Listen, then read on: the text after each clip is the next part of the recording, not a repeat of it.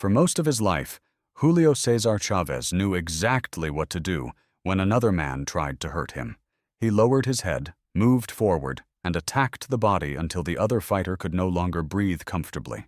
He did it in small Mexican arenas, under the bright lights of Las Vegas, and eventually before more than 130 thousand people at Estadio Azteca. His professional record would grow to 107 victories, 6 defeats, and 2 draws. For years, an entire country looked at Chávez and saw a man who could survive almost anything. But the photographs of Chávez at 64 tell a different story. His movements are slower now.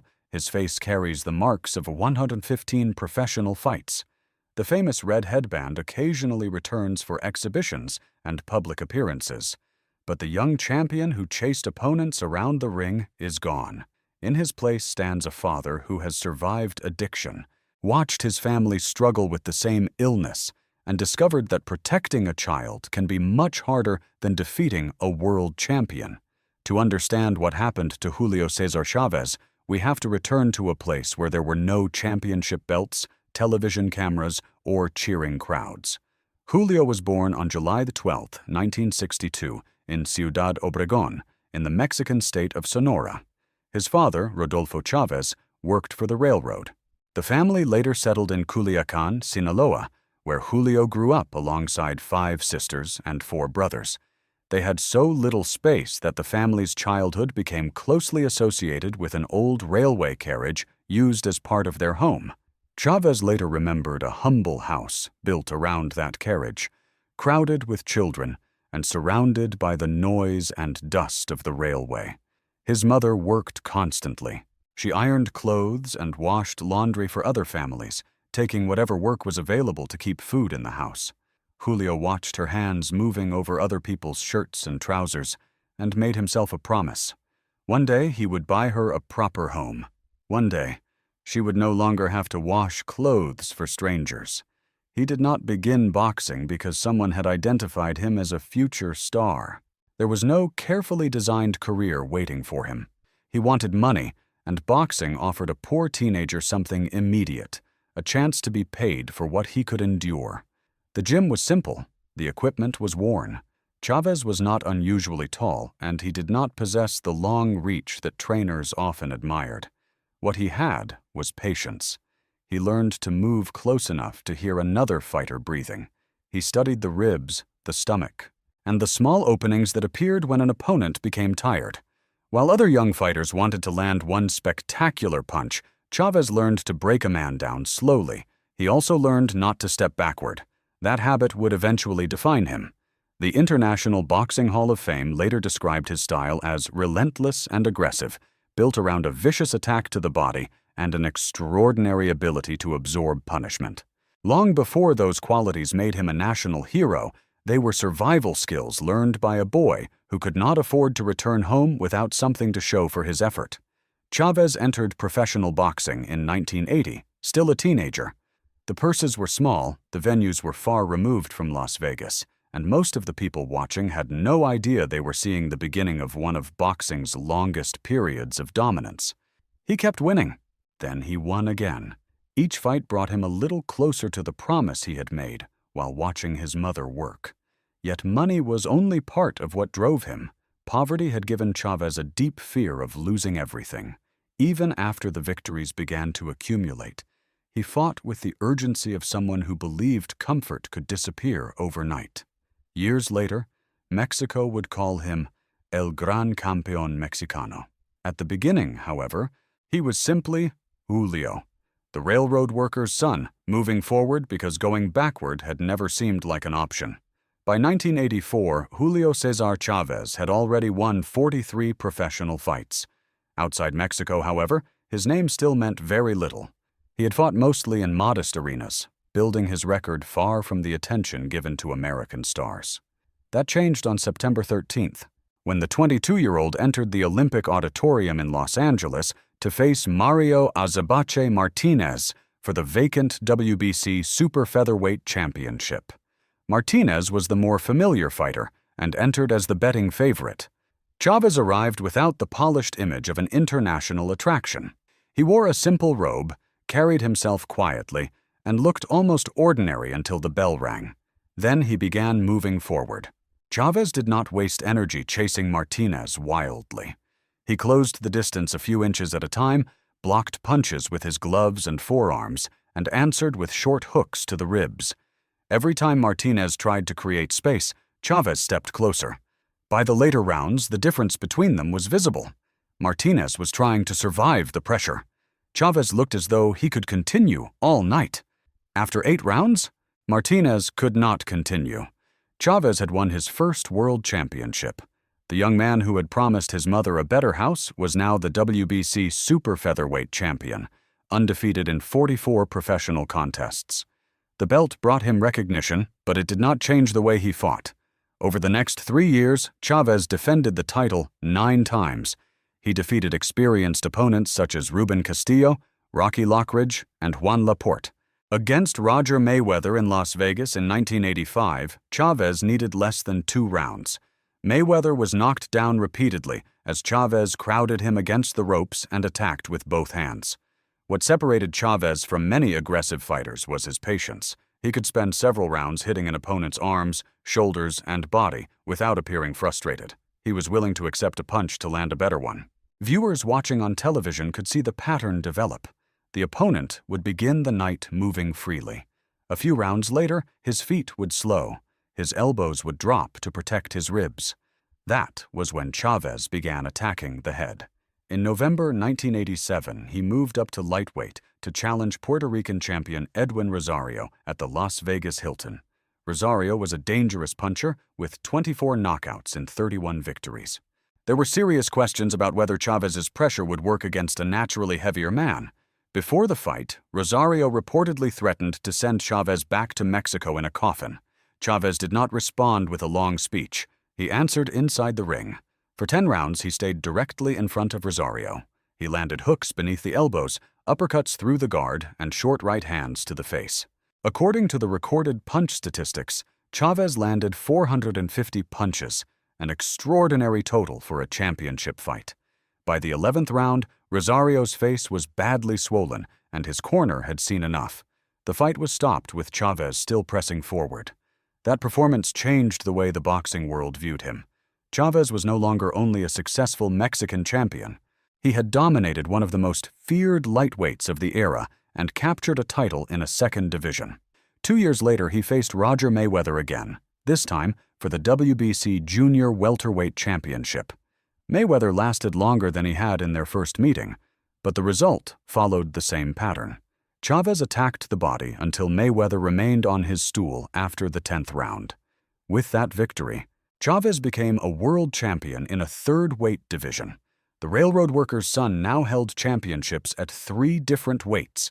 His record remained perfect, and Mexican families were beginning to arrange their evenings around his fights. But the victory that would make him appear almost impossible to defeat had not happened yet. It would come against a younger, faster American champion named Meldrick Taylor, in a fight decided during the final seconds. By the spring of 1990, Julio César Chávez had done almost everything a boxer could dream of doing. He was undefeated, a 3-division world champion, widely considered one of the best pound-for-pound fighters in the world. In Mexico, every victory made his reputation even larger. Yet there were still critics who questioned whether his perfect record had been built against the very best competition. On March 17, 1990, those questions disappeared. Standing across the ring at the Las Vegas Hilton was Meldrick Taylor, the undefeated IBF light welterweight champion from Philadelphia. Taylor was only 24 years old, an Olympic gold medalist with extraordinary speed, sharp combinations, and footwork unlike anything Chávez had faced before. The fight was promoted as Round Thunder Meets Lightning. Boxing fans knew they were watching 2 unbeaten champions enter the ring with everything at stake. From the opening bell, Taylor fought the perfect fight. He moved beautifully. His jab landed first. His combinations reached Chávez before the Mexican champion could set his feet. Round after round, Taylor built an advantage on the judges' scorecards. Television commentators praised his discipline. Even Chávez's corner understood what was happening. Their champion was losing. But Chávez never changed who he was. He never panicked. He never chased recklessly. He kept walking forward. Every clean punch Taylor landed came with a price. Chávez answered almost every exchange with hooks to the ribs, short right hands, and relentless pressure. The punches to the body did not look spectacular on television, but they slowly drained Taylor's energy. His face began to swell. Blood appeared around his mouth. His breathing became heavier with every passing round. Going into the 12th and final round, most observers believed Taylor was only minutes or even seconds away from becoming the man who finally defeated Julio César Chávez. Then everything changed. With less than 20 seconds remaining, Chávez landed a crushing straight right hand that sent Taylor crashing to the canvas. The arena exploded. Taylor struggled to his feet before the count ended. Referee Richard Steele looked directly into his eyes and asked if he was ready to continue. Taylor never clearly answered. He leaned against the ropes, staring toward his corner instead of responding to the referee. With only 2 seconds left before the final bell, Steele stopped the fight. The crowd erupted into confusion. Some celebrated. Others screamed that Taylor had been robbed. Nearly 4 decades later, boxing fans still argue about those final 2 seconds. Some believe the stoppage saved Taylor from serious injury. Others believe he deserved the opportunity to hear the final bell. The debate has never truly ended. One thing, however, is beyond dispute. The fight changed Julio César Chávez forever. He was no longer simply an undefeated champion.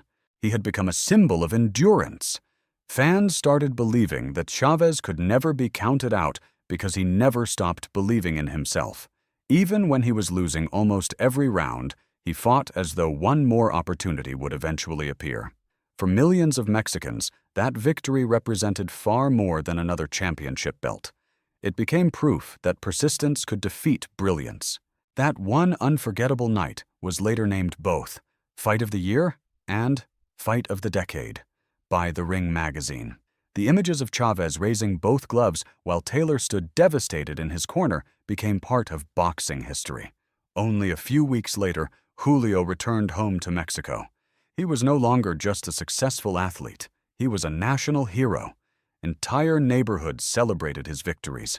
Restaurants adjusted their hours around his fights. Families gathered around television sets every time he stepped into the ring. Children copied the way he held his gloves. Adults spoke about him with enormous pride. The nickname, El Gran Campeón Mexicano, was no longer simply promotional language. To millions of people, it had become the truth. And yet, while the public believed Julio César Chávez had reached the happiest period of his life, another fight had already begun outside the ring. There were no judges, no championship belts, no final bell to end it. Only fame, unlimited money, endless celebrations, and temptations that would quietly follow him long after the crowd stopped cheering. There is an old saying in boxing that the most dangerous opponent is the one who never gets tired. For nearly 15 years, Julio César Chávez was that opponent. Inside the ring, he seemed almost impossible to break. He absorbed punishment that would stop other fighters, kept moving forward, and somehow found another burst of energy when everyone else was slowing down. Outside the ring, however, another fight had already begun. This one had no referee, no judges, no championship belt waiting at the end. Only temptation. Years later, Chávez would openly admit that his relationship with alcohol began during the happiest period of his career. After defeating Edwin Rosario in 1987, celebrations became part of his routine. One drink turned into another. Eventually, alcohol was no longer enough. Cocaine entered his life, and what started as occasional use slowly became an addiction that followed him through the final years of his career. The public saw none of it. Fans only saw another victory, another championship, another arena standing to applaud. They never saw the mornings after. During an interview with ESPN years after retiring, Chávez admitted that his substance abuse gradually became worse. At first, he could stay away from alcohol and drugs for more than a month during training camps. Then, those periods became shorter. A month became 3 weeks. 3 weeks became a few days. Eventually, He admitted he planned his consumption carefully so it would not appear in drug testing before fights. It is a startling confession, not because it excuses anything, but because it reveals how long he had been fighting two completely different battles at the same time. His discipline inside the gym remained extraordinary. Outside it, his life was beginning to fall apart. The frightening part is that the victories continued. Fans assumed that if Chávez kept winning, everything must be fine. Success became the perfect disguise. Few people realized that addiction often hides behind achievement just as easily as it hides behind failure. As the years passed, the pressure also became heavier. Every opponent wanted to become the first man to defeat Julio César Chávez. Every arena expected another unforgettable performance. Every television interview asked the same question: could anyone stop him?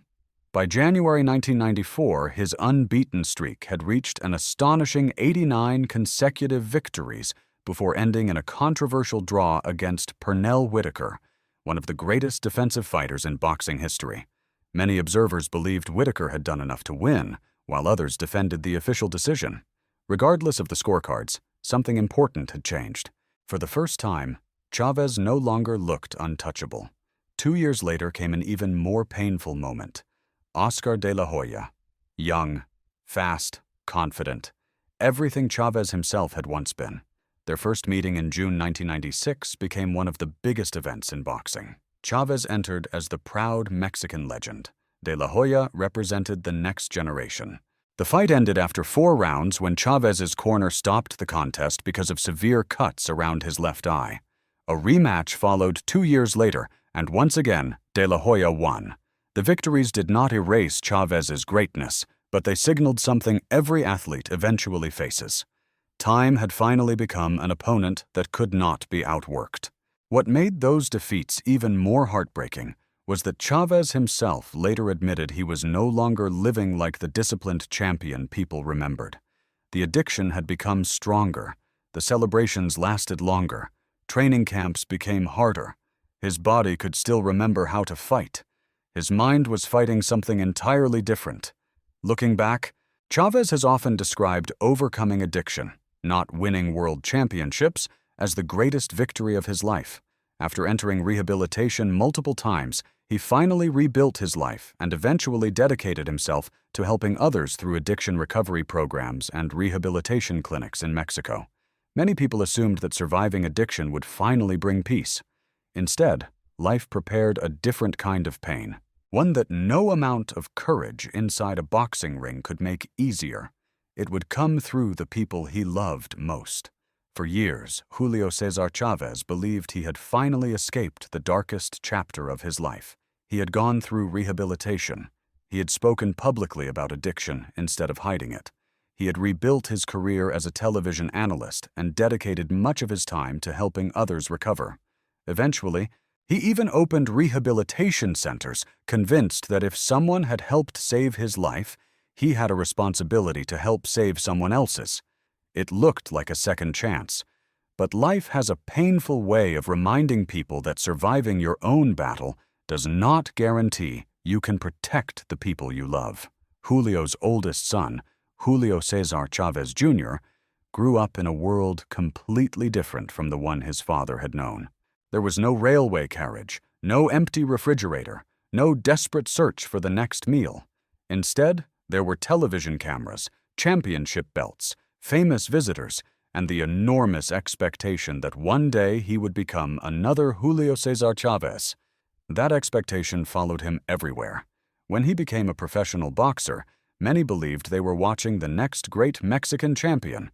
Others believed he was simply trying to carry a name that was too heavy for anyone. At first, things seemed promising. Chávez Jr. won fights, captured a world title, and built a respectable career. But slowly, familiar problems began appearing. Weight issues, missed training, failed drug tests, long periods away from boxing. Then came addiction. The similarities were impossible for Julio César Chávez to ignore. He was no longer looking at a stranger. He was looking at a younger version of himself. Except this time, he was standing outside the ring. Years later, Chávez admitted publicly that forcing his own son into treatment was one of the hardest decisions he had ever made. He knew exactly how addiction could destroy a family because he had already lived through it himself. Recovery was never a straight line. There were periods when Chávez Jr. appeared healthy again. Then came another setback, another absence, another difficult headline. The father who once absorbed punches from world champions now found himself waiting for phone calls that no parent ever wants to receive.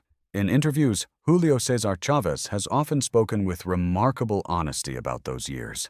He never pretended his son was perfect. He never claimed recovery was easy. Instead, he repeated something painfully simple.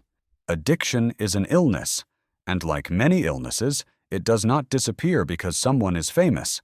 The family's struggles became even more public after the launch of the reality series Los Chávez, where viewers saw disagreements, reconciliation, and the complicated process of rebuilding trust inside a family that had already survived years of pain.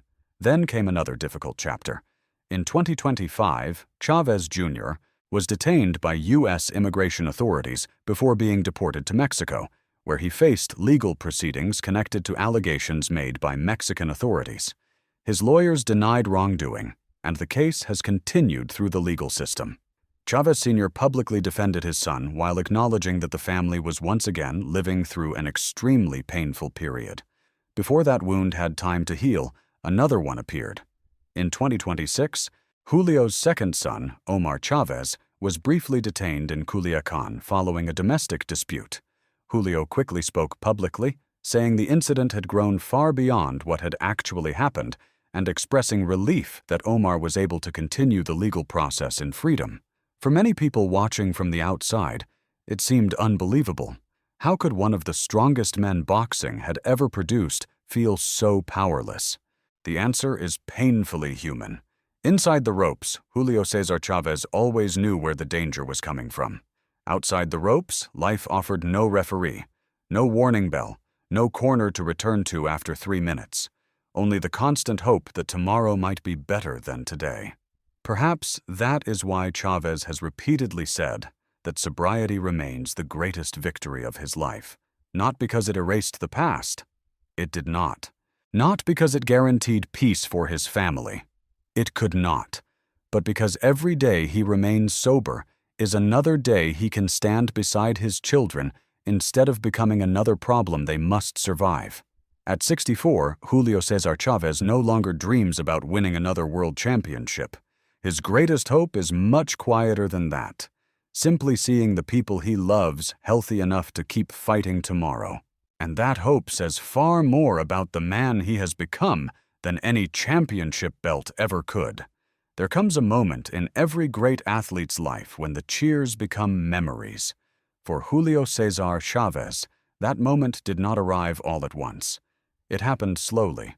One exhibition instead of a championship fight. One television interview instead of another training camp. One autograph session where fathers brought their children, explaining, "This is the man I used to watch." The strange part was that many of those children knew Chávez without ever seeing him fight live. His reputation had outlived his career.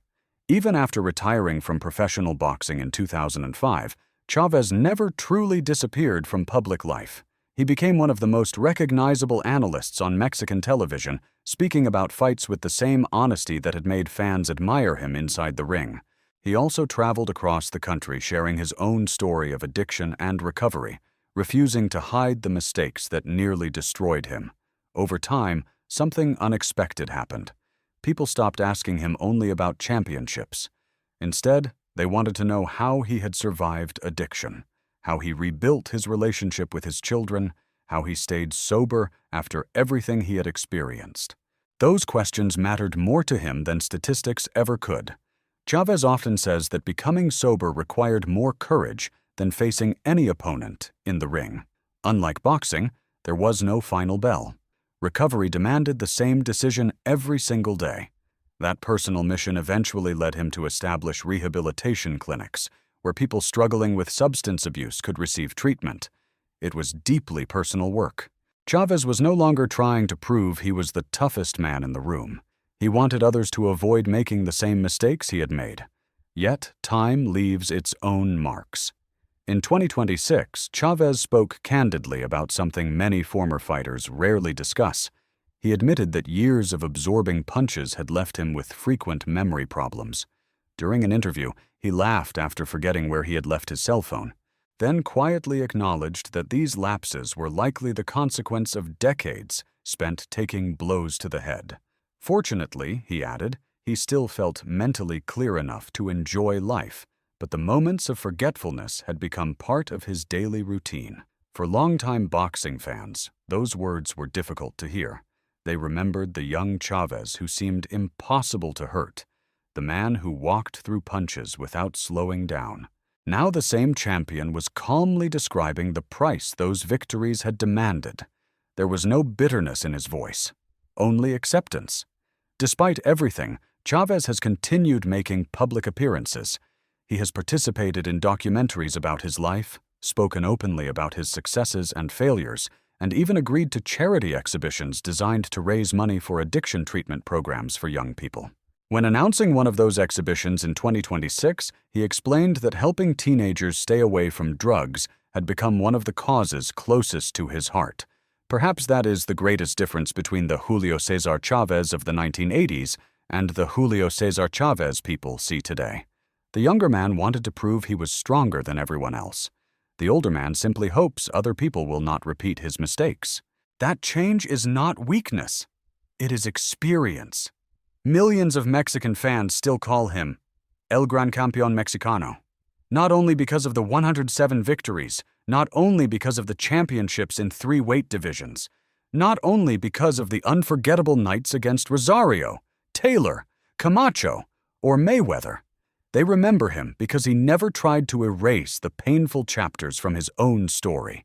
He allowed people to see both versions of Julio César Chávez, the fearless champion and the deeply imperfect man.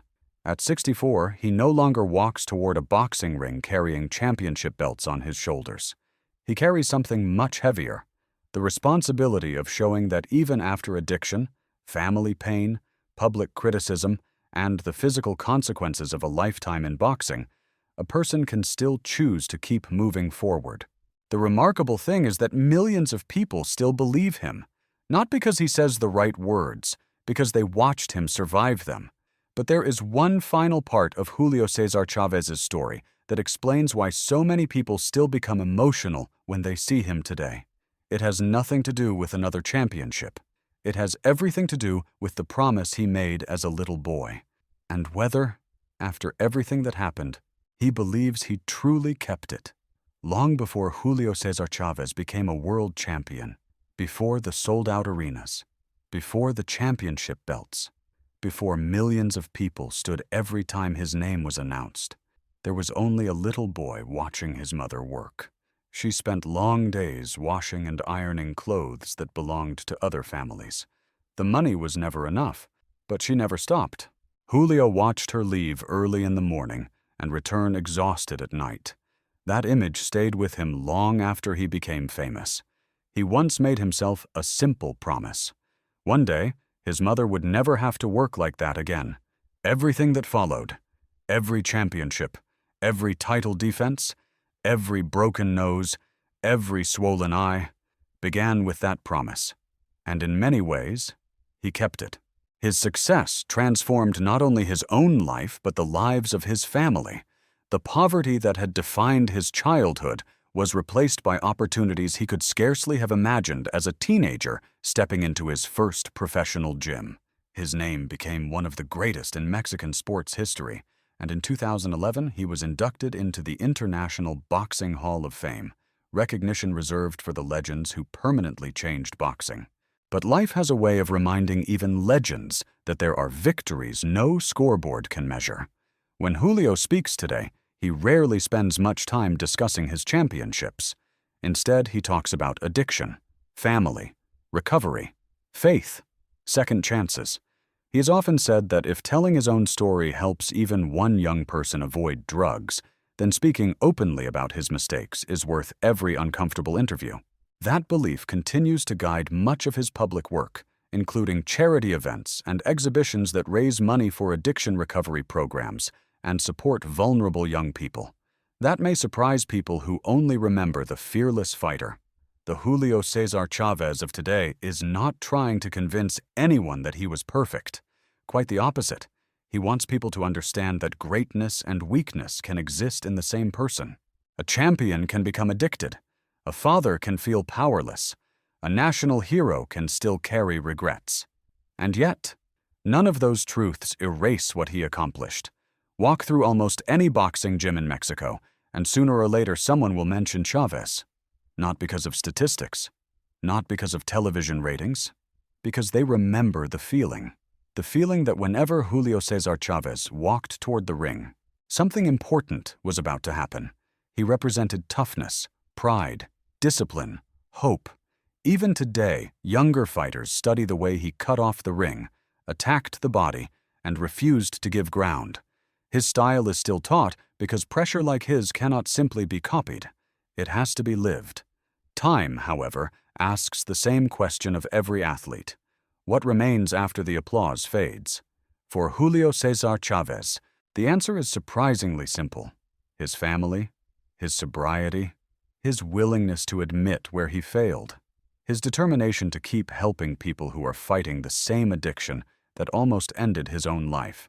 The championship belts are displayed in museums and private collections. The records belong to history. The crowds exist only in old recordings. But every morning he wakes up sober. Every young person encouraged to seek treatment. Every parent who hears his story and refuses to give up on a son or daughter. That is a victory that cannot be counted with judges' scorecards. At 64, Julio César Chávez no longer needs to prove that he was one of boxing's greatest champions. History settled that question years ago. Perhaps the more important question is this: can a man be remembered not only for the fights he won, but also for the life he rebuilt after nearly losing everything? Looking at Julio César Chávez today, the answer seems to be yes.